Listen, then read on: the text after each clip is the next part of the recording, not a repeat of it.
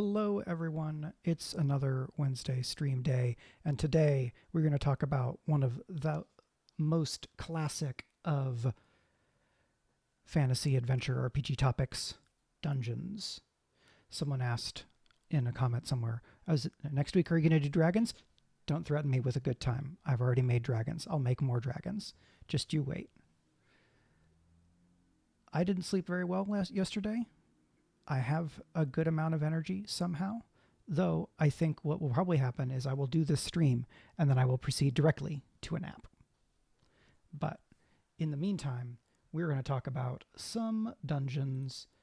As a reminder, per the text down there, this video is not associated with Darrington Press or Critical Role. I'm only speaking for myself. I was an additional designer on the core rulebook of Daggerheart, but that does not mean that my word is law.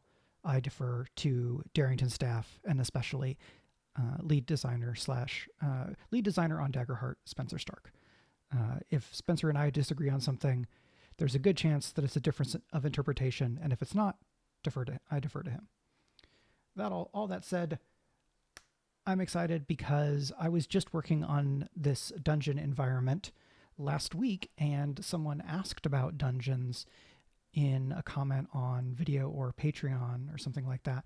And that was a great inspiration to go ahead and dive in to what I have here and to talk some about what I think is important to think about when you are designing and using dungeons in Daggerheart. Thank you very much to amusing name here, MonkeyNuts312, for following the channel, as well as Has Been Wizard, who followed earlier today, along with Ricky Raw TV, Dam Scout, Timber Den, and an Entertainment last week.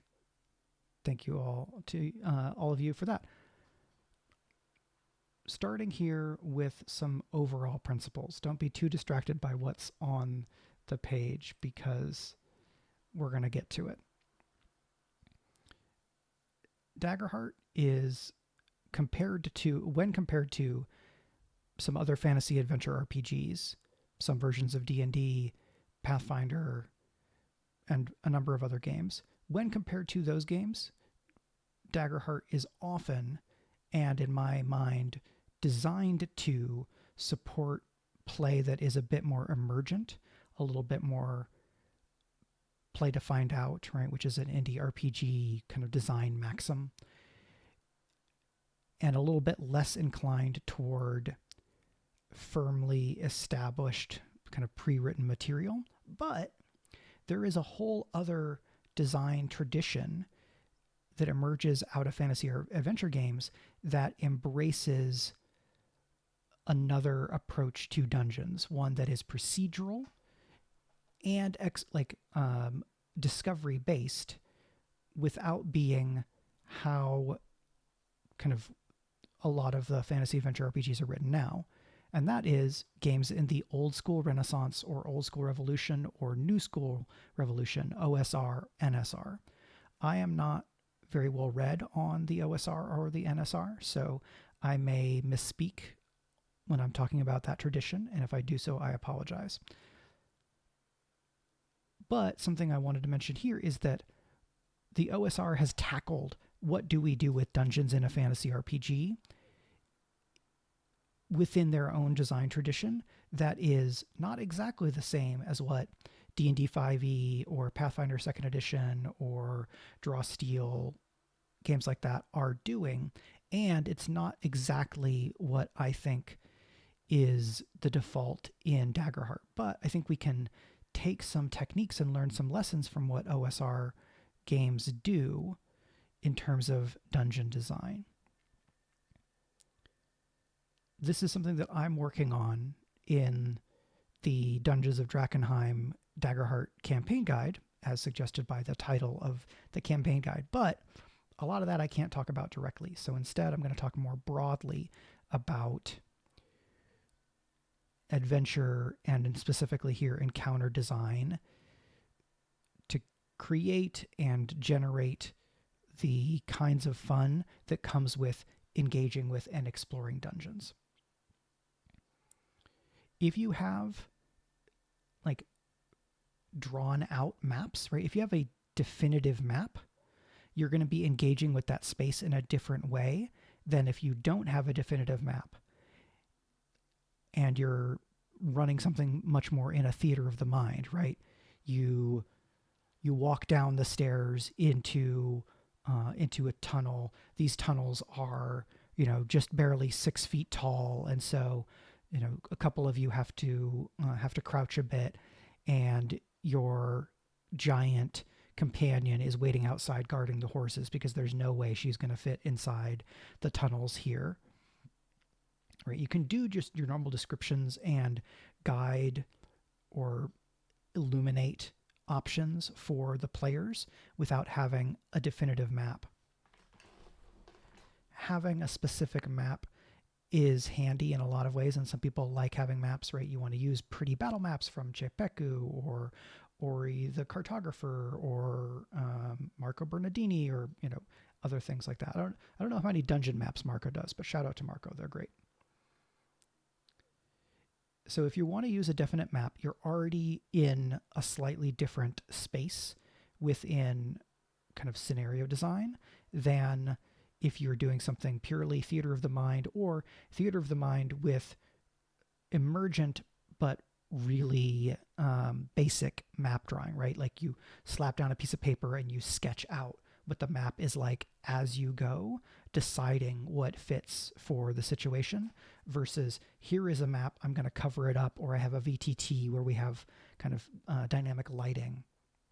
So that's a first really big decision to make when thinking about dungeon design for Daggerheart, right? If you want the experience of delving into a dungeon and doing that exploration, is having that map part really important to you? And if so, that's going to make a couple of other decisions. If the map is defined, you can either build on that and say, I have decided what is in each and every one of these rooms. I've done this work ahead of time, and so all we need to do is, as you go, I will refer to what I already have, and I will tell you what is there. That is, for me, a more traditional approach to dungeon GMing. It's not bad. I think Daggerheart is not as inclined toward that approach as it is a more improvisational approach. And if you want to go the more defined route, luckily there are tons and tons of third-party materials for fantasy adventure games in general that you can use, right? I think if you're looking for a lot of material to deploy in your Daggerheart game, going to OSR or NSR modules and publications is going to be a great option. The thing there is that you are going to need to do some mechanical translation because a lot of those materials are built for OSR games specifically, or they're built for games like BX, which is like a type of OSR game that's inspired by the basic D&D rules. This is my understanding. Again, I'm not a big OSR person. But if you want definitive stuff, there's a bunch there, but you'll need to translate it for Daggerheart. If you're looking to do something that's a bit more emergent, but wanting to take some of the lessons from OSR, that's kind of where I am right now with this dungeon environment. So now let's start talking about it, and then it will create topics to discuss. So right now I have this labeled as Deadly Dungeon. There were times last week when I thought about titling this Random Dungeon to emphasize the fact that it is using a lot of tables here. Right now it's Deadly Dungeon. I love some alliteration. Who knows? For me, dungeons are almost archetypal exploration environments, right? These are environments where you are trying to gain information, you are moving through a space which may have dangers, but the moment-to-moment movement is not necessarily always itself an obstacle, right? Which would suggest a traversal environment. I think if you wanted to build a dungeon that was an exploration and traversal environment, that makes perfect sense. If you wanted to make a dungeon that was exploration and social, where there's a faction in the dungeon and you're expecting a lot of interpersonal scenes and scenarios, that's perfect.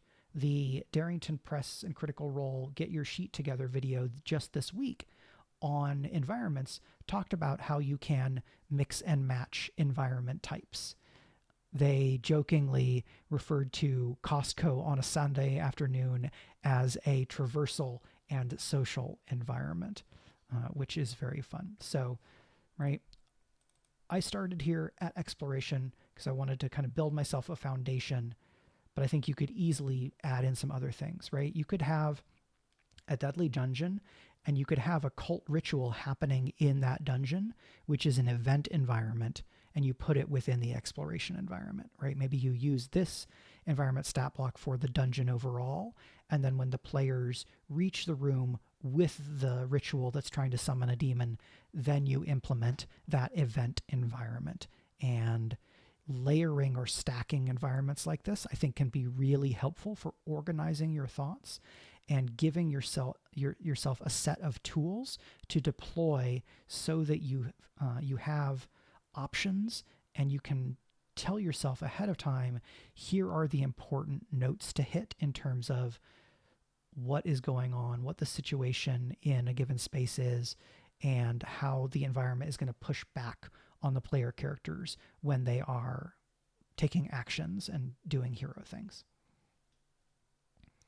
So my description here is I'm trying to balance being generic and specific, right? Fortress, crypt, or labyrinth with patrolling foes, trapped hallways, and something of great importance at the end, right? This part to me is important, is a key element, because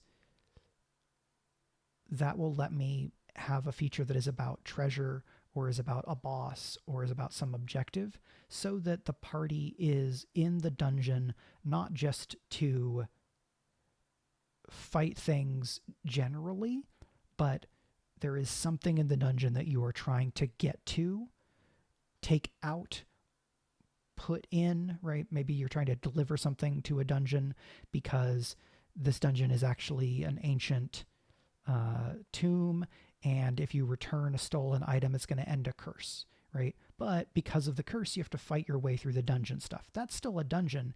It's just a reverse, like, right? It's a reverse Tice. It's a Lord of the Rings. Put the bad thing in in the correct place kind of a story, instead of a take an important thing away from a scary place situation. The impulses I have here are circulate minions, as in kind of move minions around within the space.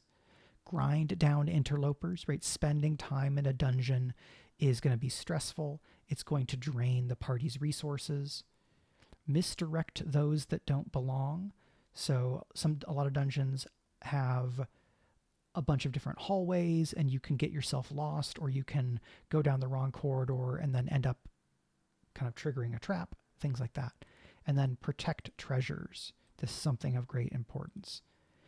Right? Impulses are suggestions on how you might treat the environment as an actor in the scene, right? What is the space or the environment trying to do, or what is it built to do, designed to do, literally, physically, magically, or narratologically, right? What does this event do in a story? It was only about 20 minutes until I started dropping terms like narratologically. So check your mic stream bingo card. Bees! Hello, Captain Cosmo. So I've got some potential adversaries here. Really, the potential adversaries in a dungeon are almost anything. You know, you figure out what works there, right? You might have a dungeon that is a tomb, and so you just have a bunch of ghosts and spectral warriors, or you have undead, or you mix and match, or you could have a bunch of adversaries of one ancestry because it's the tomb of a dwarven queen, and so there are zombie dwarves in it. Or it's the fortress of a dwarven queen, and there are living dwarven guards protecting her riches. Sure. I have one of my Menagerie of Mayhem adversaries in here, right, which is why there's this comment. This environment is probably going to go into an environments-focused book. Something I'm trying to figure out is how much I want my different Daggerheart compatible books to reference each other. And I think something like this, where I suggest, hey, a necromancer could go here and refer to Menagerie of Mayhem, that's probably fine because it's not load bearing. It's just a cross reference. All right, I'm going to take a drink here. So I'm going to turn off the audio for a moment.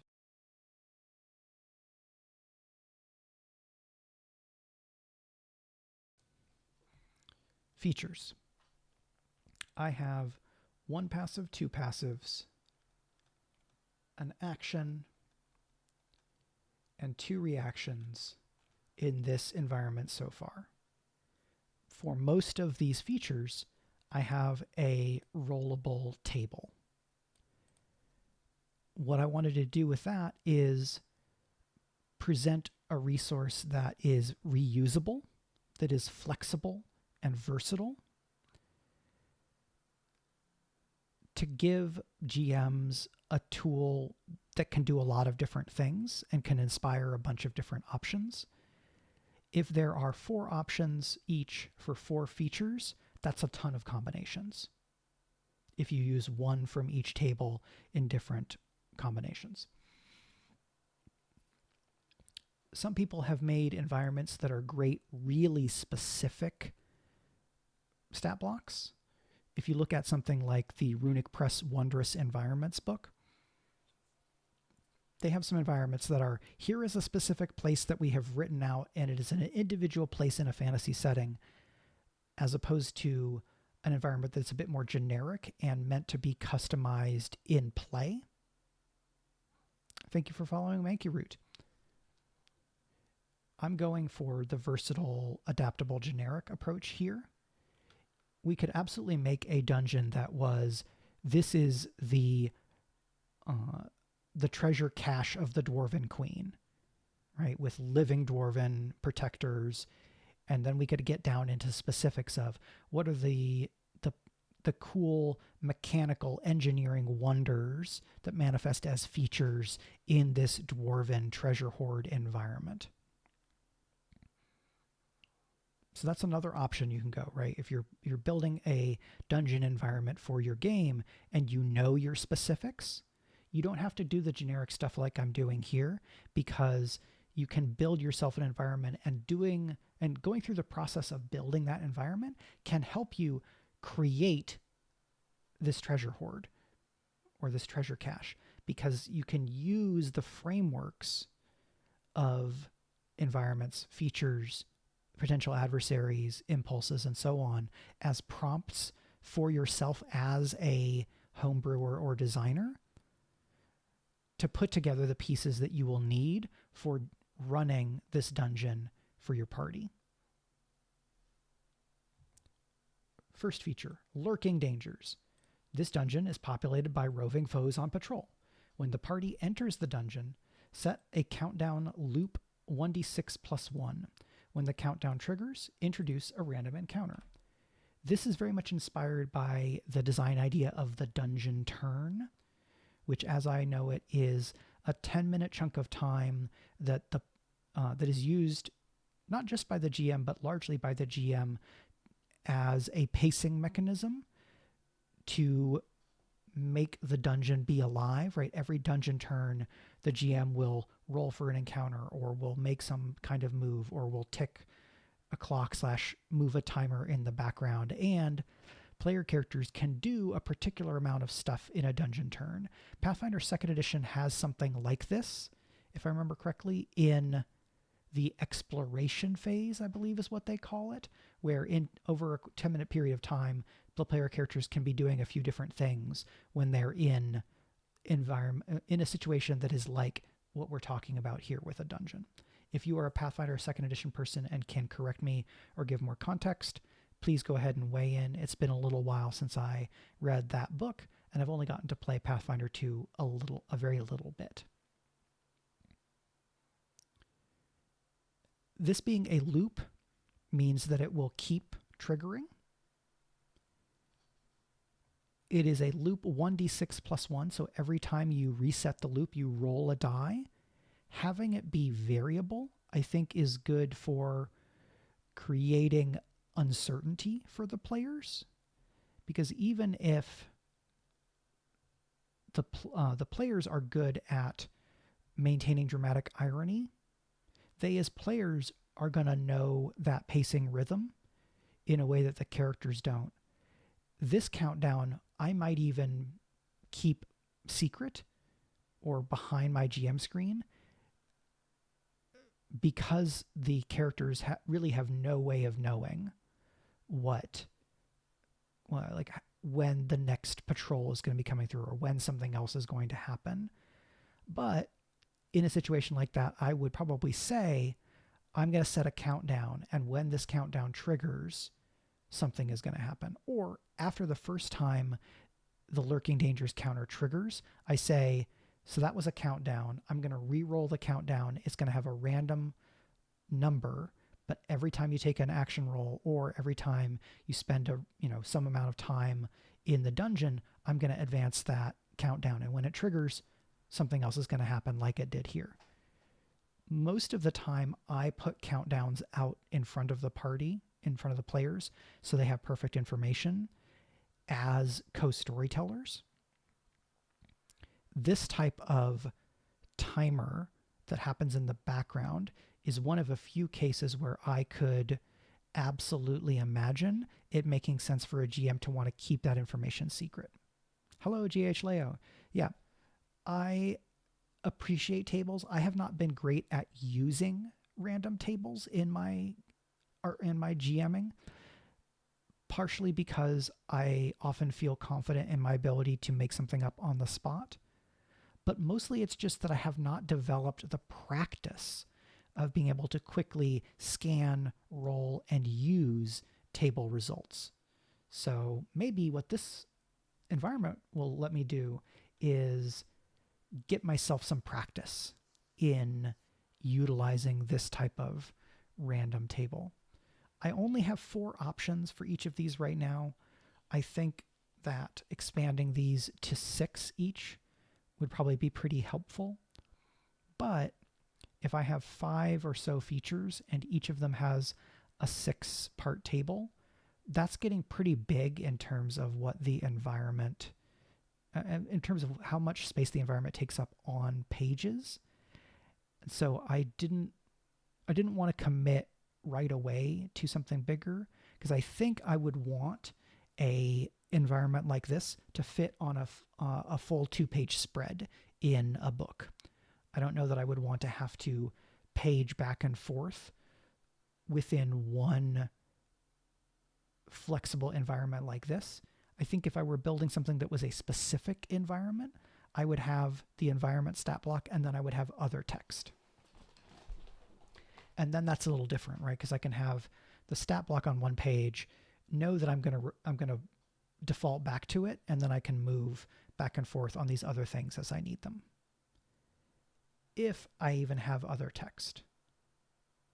If I have a big specific environment stat block, I might have put all the information from my prep into that stat block, and then I'm improvising and creating the rest in the moment with the party. Something I don't have here, but want to figure out how to add is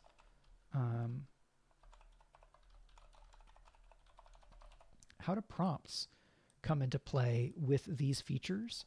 If we have this random table, what kinds of prompts do I want to have, right? So this could be, why are these adversaries here?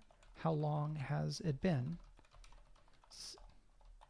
since they faced any intruders? What were they doing when they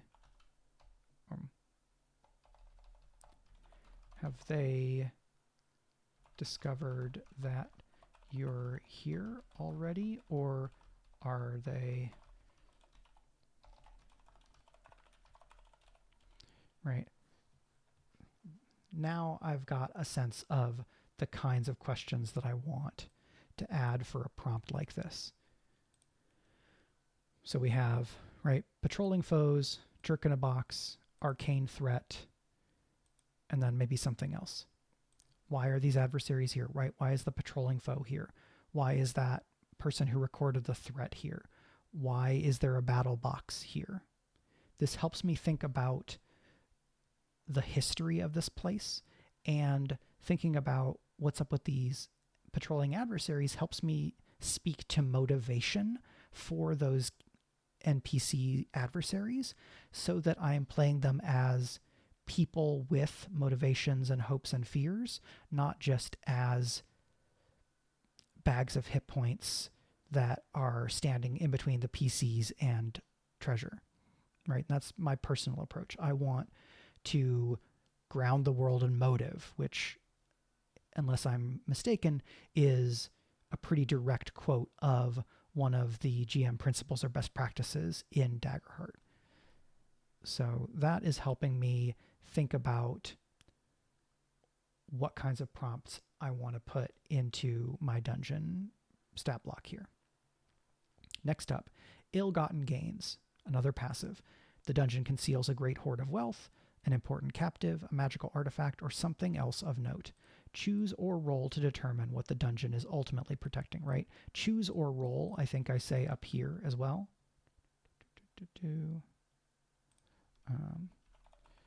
Or roll on the to determine the nature of the encounter, right? Choose or roll. So here we have, there's a treasure hoard, right? This is a tier 2 dungeon, so it's going to have bags of gold, right? Bags of gold are bigger than handfuls of gold, but are not bigger and not as big as chests of gold in Daggerheart. Uncommon items, right? Daggerheart has commonalities in gear and loot.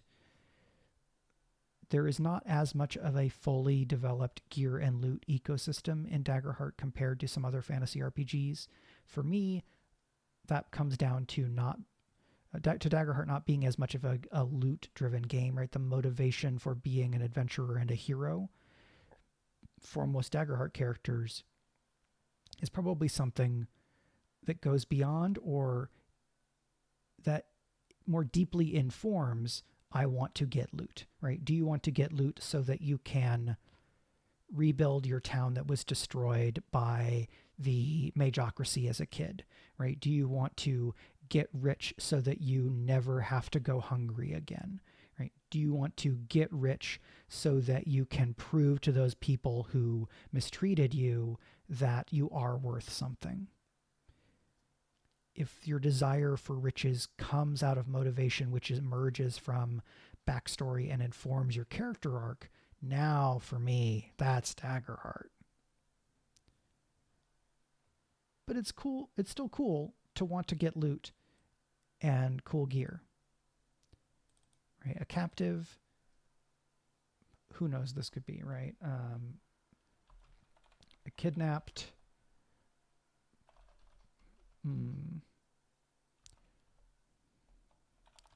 Kidnapped, captured, to be ransomed, or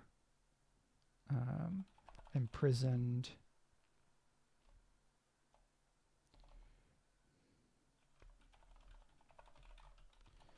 This person, the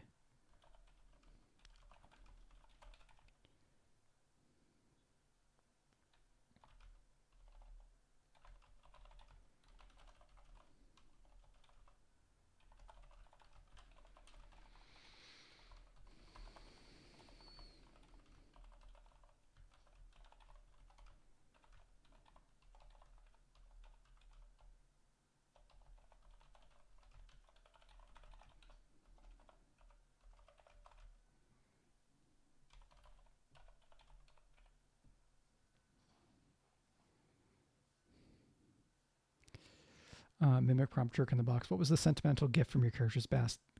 There it is in the corner. Perfect. That's fantastic, right? The battle box shows up as a treasure chest, and you open the treasure chest and there's something in there. You reach in and then the battle box goes, right? Mimics have shown up in a bunch of different media. There are mimics in the Dark Souls video games. Dark Souls takes inspiration from among a number of things, kind of classic D&D or fantasy adventure games. There's actually a really interesting history of Japanese cultural adoption of Western traditional fantasy RPG elements. We can see that in classic anime like Record of Lodoss War, which is a TV version of the written record of a tabletop RPG campaign in Japan. But the game they played was, if I remember correctly, Western. Right? And there's a lot of influence drawn by US American creators from Japan, right? Drawing influence from Japanese culture.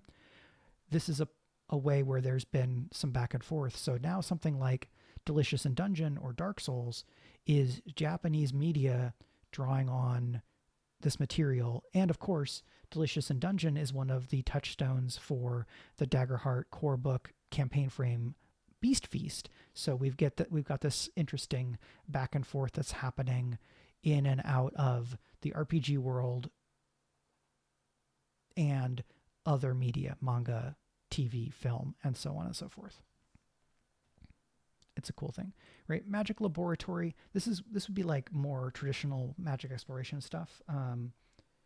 The ruler of this dungeon is conducting magical experimentation.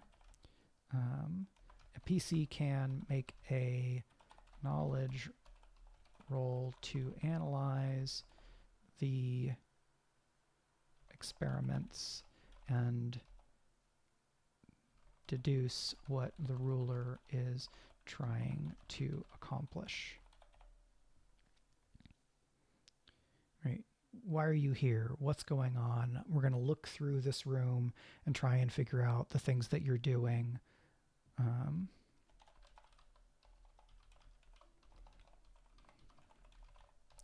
Or mishaps.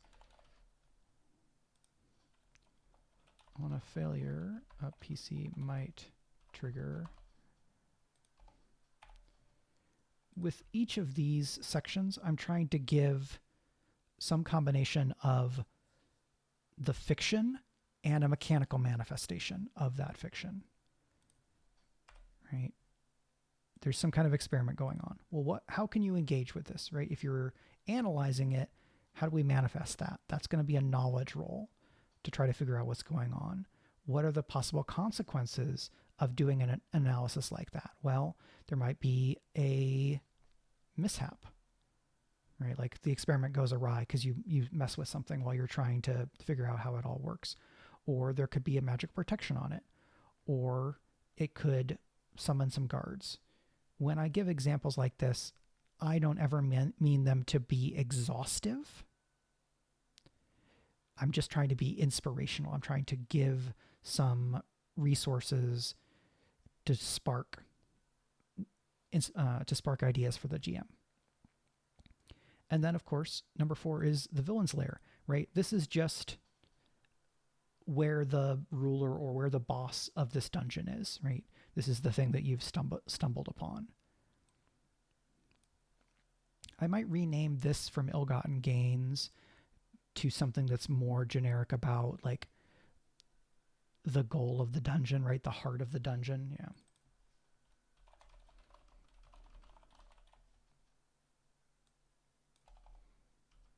Shout out to The Heart is a Dungeon, which is a actual play series.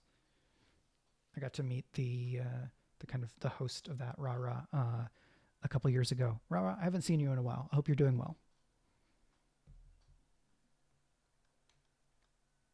Okay. Questions for this are a little tricky because there's a bunch of different options, but how is this room protected? Is it marked or clearly important?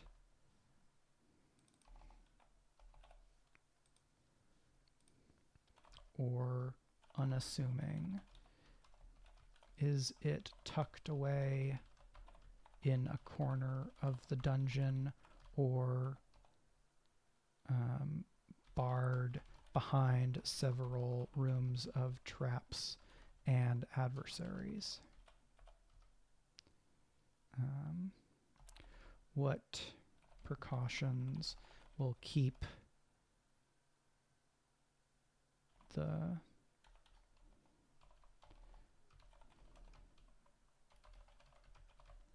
treasures or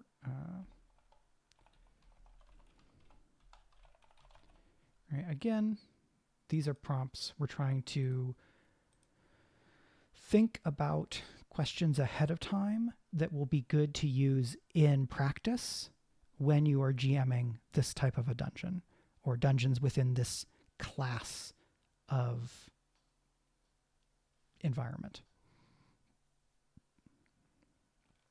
I could imagine a world where there is a dungeon type of environment, and that a dungeon type environment signals we're going to use some random charts, and we're going to have this like dungeon turn type element. I don't know that I think that's the way to go, but for me, these types are just ways of setting expectations. So if somebody came out with an environments book that was focused on dungeons and set up a dungeon environment type as being distinct and gave it those particular qualities, I think that would be that could be pretty cool. I'm just vocalizing my process here as things come to mind. So those were both passives. Now we're going to have a environment feature. This is an action. I'm doing that because I think it makes sense for it to be a full GM move rather than a example or free reaction, right? Okay, you're kind of looking through a hallway trying to evade a patrol that you can hear coming, and then you roll a success with fear. So you evade the patrol, but as my GM action prompted by the result with fear, I'm going to introduce a trap here. I introduce a trap. If there is a PC within very close of the trap, ask them to make an instinct reaction roll. On a success, they will notice the trap. Most traps have a trigger or release that can be spotted and disarmed with a progress countdown. So this is the move that is, you notice the trap just before you step on the trigger, right? Or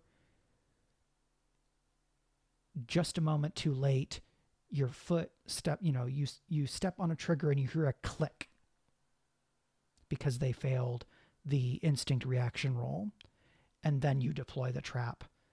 Once you've deployed the trap, you're going to want to know and make available in terms of information to the players, whether that's with a roll or kind of for free. Again, I wouldn't want to gate super important information like that behind a roll, but if the players are looking for the way to disarm the trap, I might call for a roll. They will always get the information, but then what the roll's result does is it tells me whether things escalate as a result of them taking the time to try to find that trap, right? The trap might trigger again, or something else might happen, or they might have to mark stress for kind of like trying to navigate through the trap, right? If we've got crushing walls here or a flooded room and they're looking for the trigger and they get a success with fear, that consequence can be you have to mark stress because the walls are closing in and you're like, this is stressful. Junkrabbit asks, how often would you introduce traps? That is a great question. And for me, I think that it's mostly going to be a question of what do I want to do with this dungeon? What specific choices have I made in terms of deciding what this dungeon's story is? In a 4-hour session where I'm expecting the dungeon to be the whole session, I might introduce 2 traps. I don't know that I would necessarily go for more than that. I could imagine deploying the same trap more than once in a sequence so that the player characters who have survived and learned how to deal with a trap can display that mastery by dealing with the next trap better, right? The worse a trap goes for the party, the more likely I am to introduce it again in a way that will let them do a better job of facing it. If I want to create that contrast or give the player characters a chance to show that they have learned how everything works, right? Here I'm reminded again of Dark Souls. Dark Souls as a game franchise is often discussed as being a game that teaches you how to play it. And when you will run into a new adversary, they smoke you, and then you have to learn how they operate. You have to learn their patterns. You have to learn to read their animations. You're moving through a space in a Dark Souls or like a Bloodborne level, and there's a trap, and it just flattens you. But the next time you go to that area, you remember there's a trap here, and so you dodge out of the way, except they knew you were going to dodge out of the way, and the way that you've dodged puts you right into the path of an enemy, right? And this creates this snowballing. The Dark Souls and like Elden Ring games, those rely on like a death and repeat loop. For a dungeon like this, in terms of Daggerheart, it's not death and repeat. It's how many consequences or setbacks did you face when you were dealing with it the first time, and if you introduce it again, how can the player characters show that they've learned through that? Alan Tucker says, too many traps can become tedious.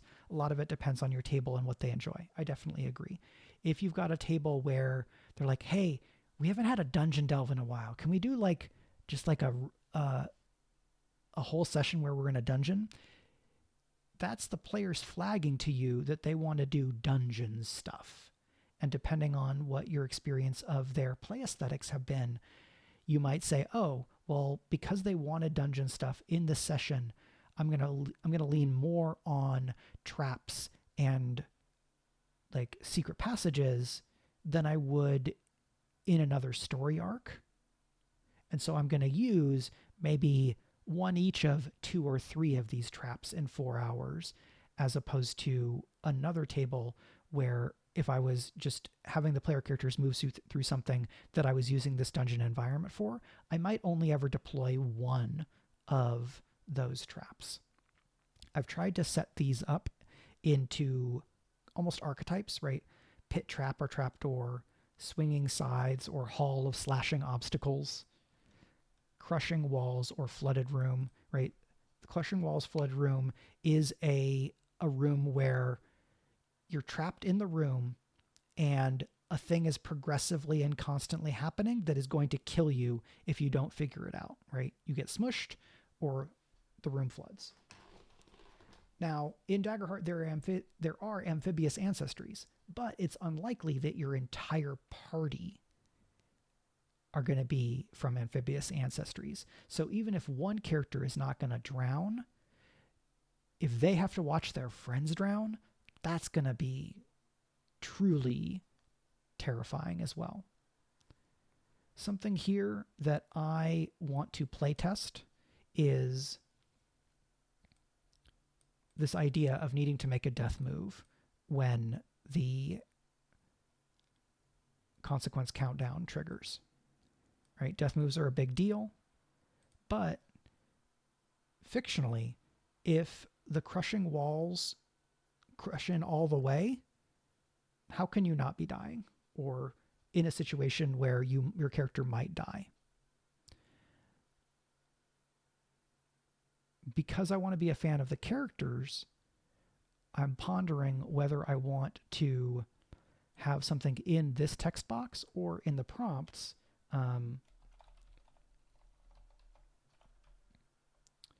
Right, if the walls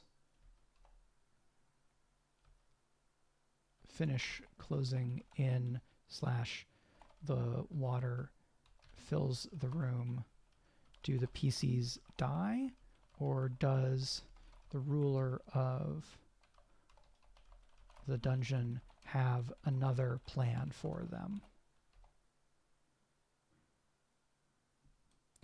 Because that gives us it gives us kind of another axis along which to GM, right? The crushing walls close in all the way.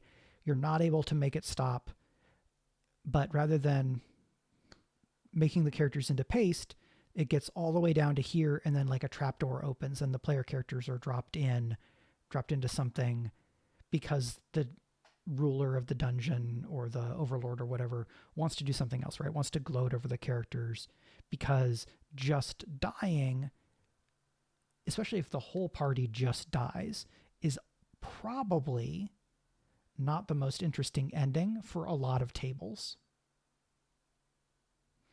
So here I'm balancing between fictionally, if they get smushed between the walls, they're just dead. Right? Which might mean if the consequence countdown triggers, the characters just die, but that's really intense.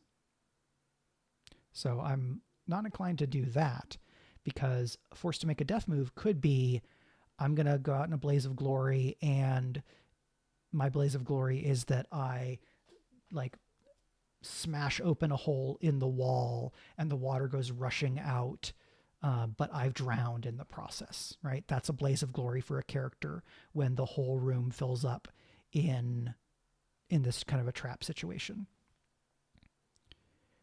But that's one character making a death move, not the others. So this is something I'm still chewing on in terms of how do I use the design grammar of Daggerheart to express and convey this kind of a situation so that it feels honest but not too punishing. And then Hidden Fusillade is, right, you step on something and then a bunch of arrows or bolts or magic blasts from a wall come out and hit you. Okay, so then we look down here, and I've got 2 reaction features. I don't think this is the end of what this environment is going to be.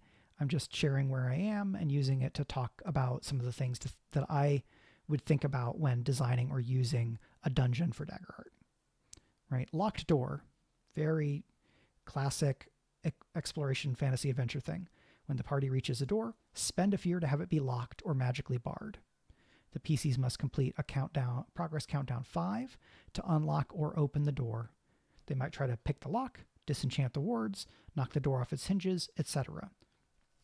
Having it be a progress countdown means that it's not just, okay, Rogue, it's your turn. I make a finesse roll to pick the lock. Okay, great. You get 2 steps on the progress. I make a finesse roll to pick the lock again.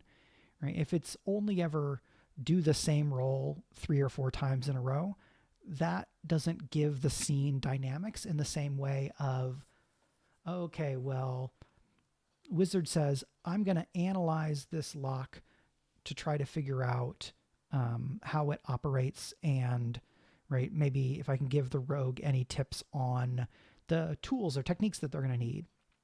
And then the rogue does some lock picking, and you go from 3 to 2 because the wizard has already taken it from 5 to 3, 5 to 3, 3 to 2, and then, okay, you've right? You've disabled one of the locks, but you feel like there's something else there. And then the guardian says, all right, I'm just going to knock this door over. And then they make a strength roll and they get a success with hope. And then the door is done, right? That means that 3 different characters got to roll. We were progressing the countdown and then you complete it. Junkrabbit says, I rarely do man-made dungeons, so I always have to spend extra time thinking of natural traps. What's realistic? What's at least one realistic solution? So it's interesting to add this extra layer. Definitely more time consuming, but I'm curious to put this in practice. Yeah, right. This type of dungeon stuff is not something that I do a lot because it's not in the play style that I most lean toward. But it's something that's absolutely going to come up at people's tables, and so I wanted to set myself the challenge of trying to address this through the design language of Daggerheart. I'm very curious whether Hope and Fear, when it comes out later this year, will have something along these lines, not explicitly a dungeon environment, but in one of the campaign frames or in the environments or in anything else, will there be material that people might draw from along this same line, right? GM advice or something like that. And then the last feature that I have right now is Jacquet's Labyrinth. Janelle Jacquet was a kind of landmark or legendary dungeon or scenario designer in the D&D tradition. When people say Jacqueting a dungeon to describe kind of putting a bunch of different routes where things kind of loop back and around themselves and you make dungeons nonlinear, that's named for her because that was a dungeon design approach that she really, I don't know the history 100%, but certainly popularized and codified, if not really originated, right? When someone makes a dungeon that loops back on itself in a bunch of different ways so that you can go through the dungeon organically, they are almost certainly, implicitly if not explicitly, building on Janelle Jacquet's legacy as a designer. And since Jacquet was a trans woman, and as a queer designer, I want to kind of acknowledge and celebrate our queer ancestors. I wanted to name this way to help persist and disseminate that acknowledgement of her contribution to the field.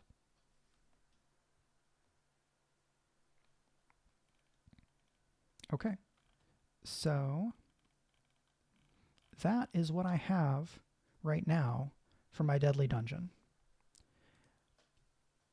I could see adding probably one more action feature to this dungeon stat block. I would want to figure out what that is because the patrols are already there as a passive.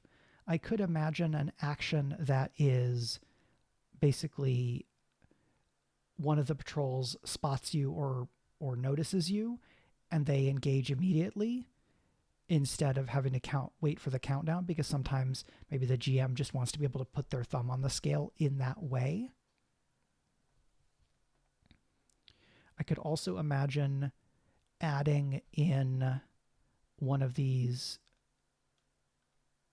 tables something about hidden doors, secret rooms, illusory walls, things like that, where the shape and the pathing of the dungeon is more than meets the eye, or that where complications or obstacles are introduced in traversal that are not just a locked door, right? There is a secret lever that opens something, right? Secret door instead of locked door. And that maybe works a little bit differently than just doing picking the lock. Or the illusory door. Okay, well, how do you know that there's an illusory door?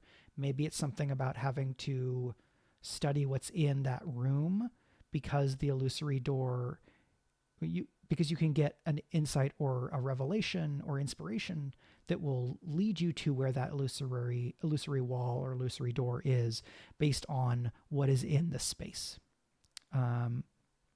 Ricky Raw TV. Hey, I'm late. I was the one that asked about this on YouTube. Love your help. Thanks so much. Very glad that you're here.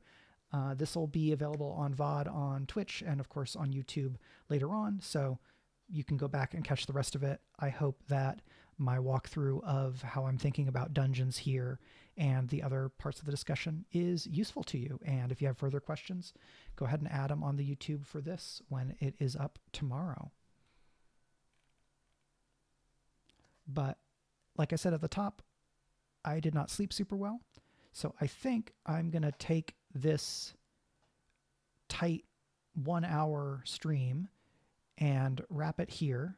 Sometimes I go, closer to an hour and a half, but I think this is going to be on the shorter side because we've reached a nice endpoint. And we'll do that. GH Leo, always dropping knowledge like it's no big deal. Haha. Thanks, Max. You're very welcome. That's very kind. I'm trying to think of how to gracefully respond to that. Getting to share my perspective on the game and help people engage with it and feel comfortable with it has been a true delight and a great progression in my career as a game designer and storyteller. So it's sometimes I feel really busy and it's hard to get myself into the mindset to do these streams, but I'm always happy when I do, especially because now there tend to be people who are in chat, and so it's a back and forth and it's a more interactive experience, including comments from folks like you, GH Leo. So thank you to GH Leo, Ricky Raw TV, Alan Tucker, Junk Rabbit, Captain Cosmos, Andrew Bowman, and everybody else who was here in chat. Thank you to Radini96 for following, other folks who followed across the stream and in the last week. And thank you to folks who are watching on the VOD on Twitch over on YouTube. If you don't know, you can find more of my Daggerheart compatible creations and thoughts about designing for and using the game over at patreon.com/Michael R. Underwood. Just earlier this week, I posted some playtest materials for using the inspiration deck idea that I did a stream about a few weeks or a month or so ago. And before that, I posted materials for playtesting my Warden Daggerheart compatible class, which is a combination of Sage and Valor. So if either of those are interesting to you, head over onto Patreon and see if there is a supporter level that works for you. And now I think we're actually done. So I'm going to go and find the ending here. Thanks all, and I'll see you next time. Bye.